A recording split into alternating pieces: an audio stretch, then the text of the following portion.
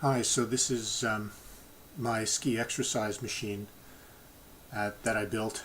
I was going to buy a Skier's Edge or a Proform, which are, of course, professionally made machines, and they were incredibly expensive at the time. They subsequently went on sale, and I would have bought one had I built this, had I wanted to build it afterwards, had I not built it.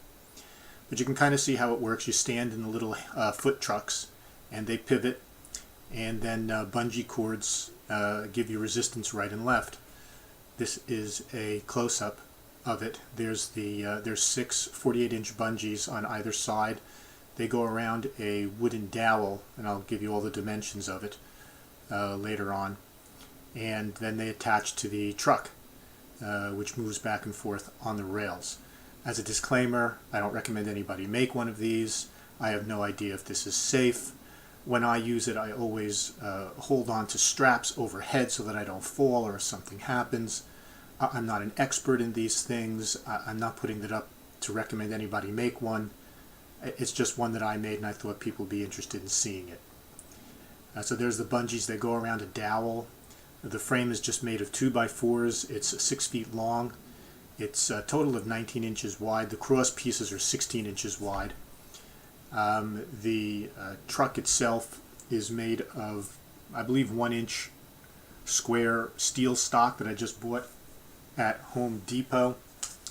The length of the truck parallel to the device is 24 inches. The width perpendicular to the device is 16 inches. There's a U-track metal. Also, I just bought at Home Depot that makes the cross pieces, and they're just bolted in with bolts that are just drilled out to the proper size. I put double bolts and Loctite on it. Those pieces are just made of that corrugated steel. You see it in Home Depot, perforated steel. I can't remember. It's angle steel. It's made of 2 angle pieces that are 13.5 inches long, and the cross pieces that they're bolted to are 5.25 inches long, and they're just bolted with regular bolts. I don't know if I needed to use the aluminum tracking. Those wheels are just rollerblade wheels. Actually, they're skateboard wheels.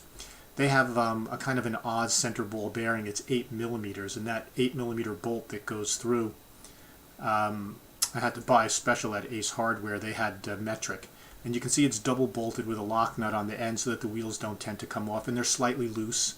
And there's one washer between the wheel and the metal bolt there so that it runs freely. And I just did everything kind of by eye when I was doing it to size it up. And those angles are pretty strong. I've never had them even about to bend. There's just little nuts and bolts in the end holding them together. So there's only 2 on each end. The perforations make it easy. And one of the holes goes through where the bolt for the wheel is, so they pivot when you're going back and forth. There's an extra piece of wood there that joins 2 pieces of 2x4. Had I known I was going to do this ahead of time, I would have just splurged and bought a full piece of wood. But I only had 2 happy.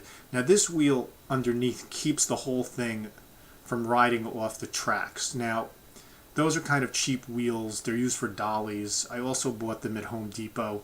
They're also held on with some of that perforated angle iron, and I wish I had made those better quality and used rollerblade wheels.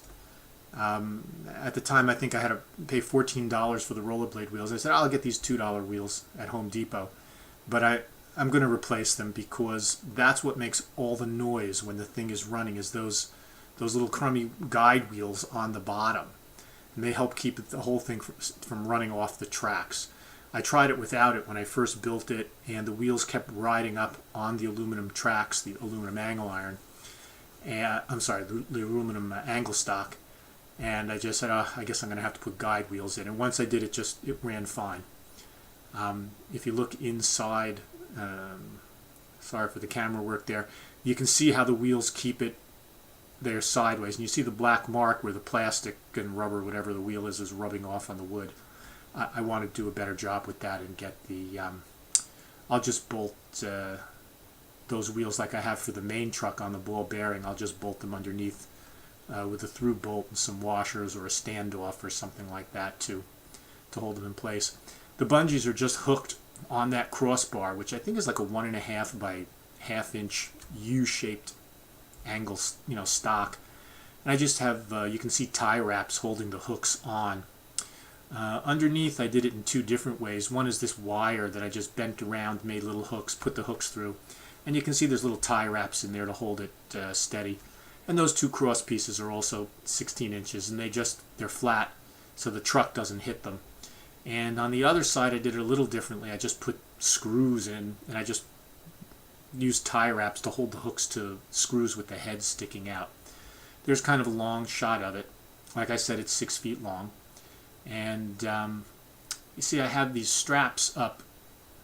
I don't know if any of you are climbers. Those are runners, they're called, and they're used for climbing. When you put carabiners through them, I used to do rock climbing when I was younger. And I just have them bolted through a very heavy bolt through one of the beams, and I hold on to them. You can use poles also. I've done it with poles, but I didn't want to have to leave the poles out or put rubber tips on them, and so I just did it with these straps, and there it is, bolted into the ceiling through a carabiner. You could use anything. You could just use poles. I was afraid I'd fall. I didn't know if the thing would break. I didn't know how sturdy it would be. And see, you just stand in the hit trucks.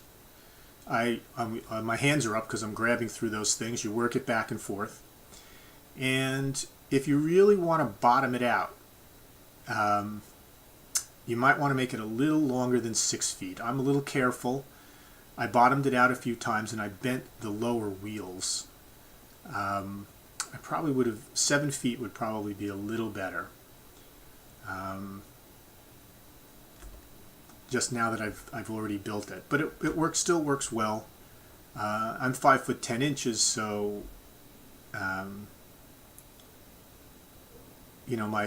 my back and forth is a little longer probably than some people's, and they're just holding on to the straps above, so I don't have to worry about falling. And I'm not really pulling very hard on them, and just steadying myself.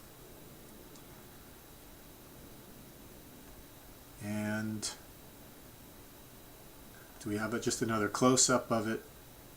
You can see the lengthwise pieces that have the wheels in them. I think they're 1 or 3/4 inch steel, tubular steel. They're hollow.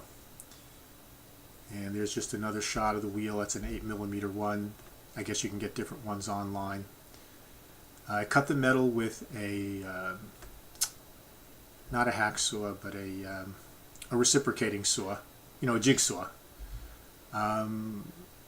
You could also cut it. They have metal cutting blades that you can use with circular saws, like a handsaw, and they cut through metal like butter. I've subsequently used them, and they're really a pleasure to use, and they're not expensive. Maybe $8 for a metal cutting circular saw blade. And that's a really easy way to cut it, a lot easier than the jigsaw. The aluminum, of course, cuts easily. I just cut it with a hacksaw.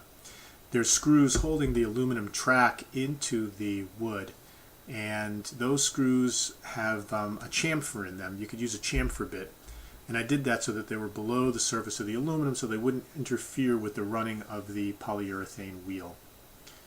And there's that guide wheel you see underneath that's held in at a right angle, but the same angle pieces that I used for the foot trucks. And it's just standard 2x4s.